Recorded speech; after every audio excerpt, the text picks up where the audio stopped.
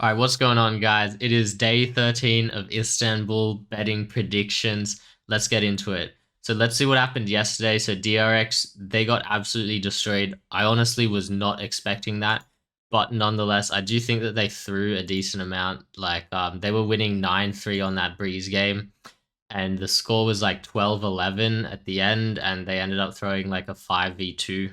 So I don't know. DRX, in my opinion, got kind of unlucky. It doesn't mean that they're a bad team necessarily. I mean, it was kind of surprising that they lost so hard on Haven, considering that was their map pick. But they're pretty good at Breeze as well, so I'm not surprised that that was like a close match.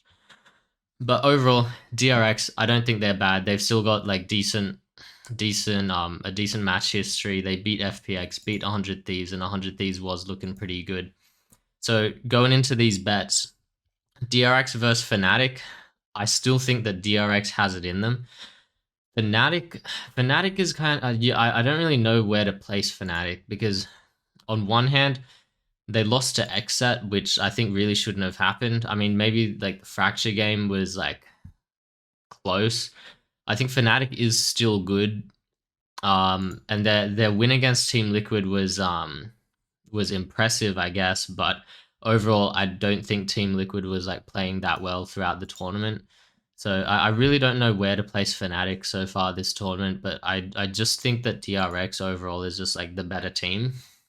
So I do have DRX to win against Fnatic, but if Fnatic is to win, it's pretty likely that it's going to be on the third map, and even then, like DRX, it's also likely that like this match overall will like go to the third map.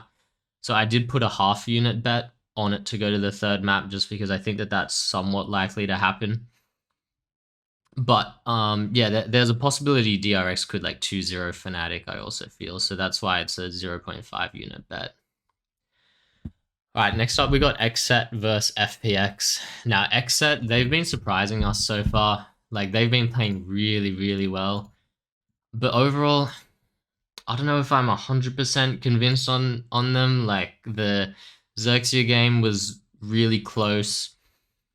The Fun Plus Phoenix game was actually pretty impressive, and the Fnatic game, I don't think Fnatic was playing all too well here, and just it kind of proves that xset isn't actually as good as expected. Like they got these 3 wins, but then they lost to Optic. It was kind of like a slap in the face. It was like a reality check that xset really isn't all that. Like they can't beat Optic, and Optic's fairly consistent. Optic is up there. They actually have like a really good chance at winning the whole thing. So I don't know. The fact that xset couldn't beat Optic, it kind of diminishes the fact that they beat Fnatic, they beat FPX. So I don't know. I really don't know where to put xset, but I think they got a pretty good win streak, but I don't know if it's going to continue, to be honest. Meanwhile, FPX, they lost to DRX, but that Ascent game was really, really close. 17-19. Like FPX didn't play bad by any means. Definitely not. And I guess after a match like that, when you're coming up against DRX on Breeze, but your mental would be like absolutely gone, and you're versing DRX on Breeze. I mean, that maybe excuses the fact that it was like 5-13. But you know, if Ascent went like slightly different, then this whole match could have been different. It could have been like 2-1 in favor of FPX. So overall, I don't think like Fun Plus Phoenix is bad. I still think they're like a pretty good team. I mean, their win against Leviathan, even though Ascent was pretty close, I think Leviathan is like a really good team as well. So I don't know. I still think FPX is up there despite like their loss to xset and their loss to DRX. So I'm gonna be actually placing 2 units on FPX to win. I'm pretty confident on that. Thanks for watching, guys. See ya.